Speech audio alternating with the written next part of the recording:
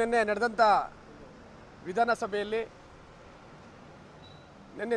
ವಿಧಾನಸಭೆಯಲ್ಲಿ ಏನು ನೀರಾವರಿ ಸಚಿವರು ವಿಧೇಯಕ ಮಂಡಿಸಿದ್ದಾರೆ, ನೀರಾವರಿ ತಿದ್ದುಪಡಿ ವಿಧೇಯಕ 2024, ಇದು ರೈತರ ಬಾಳಿಗೆ ಮಾರಕ ಅಂತ ಹೇಳಕ್ಕೆ ಇಷ್ಟಪಡ್ತೀನಿ.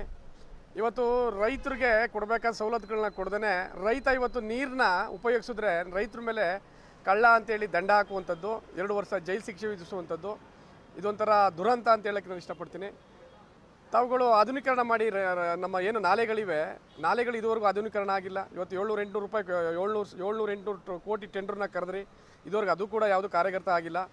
ಇವತ್ತು ಕೊಳವೆ ಬಾವಿಗಳು ಹಾಕೋದು ಕೂಡ ಕಡ್ಡಾಯ ಮಾಡ್ತಾ ಇದ್ದೀರಿ, ಎಲ್ಲ ನೋಂದಣಿ ಮಾಡಬೇಕು ಅಂತ ಹೇಳ್ತಾ ಇದ್ದೀರಿ. ನೀರುಗಳು ಎತ್ತಿದ್ರೆ ರೈತನ ಕಳ್ಳ ಅಂತ ಹೇಳ್ತೀರಿ. ಇದೊಂಥರ ದುರಂತ ನಾನು ಕೇಳಕ್ಕೆ ಇಷ್ಟಪಡ್ತೀನಿ.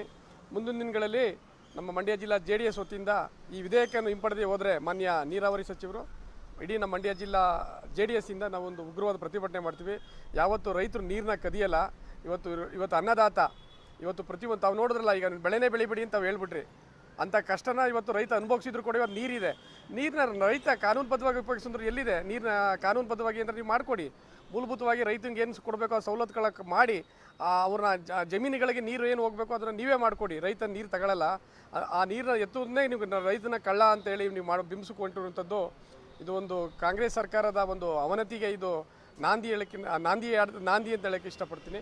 ಮುಂದಿನ ದಿನಗಳಲ್ಲಿ ನಾವೆಲ್ಲ ಉಗ್ರವಾದ ಹೋರಾಟ ಮಾಡ್ತೀವಿ ಅಂತ ಹೇಳ್ತಾ ಇವತ್ತು ಕಾಂಗ್ರೆಸ್ ಸರ್ಕಾರನ ನಾವು ಎಚ್ಚರಿಸ್ತೀವಿ.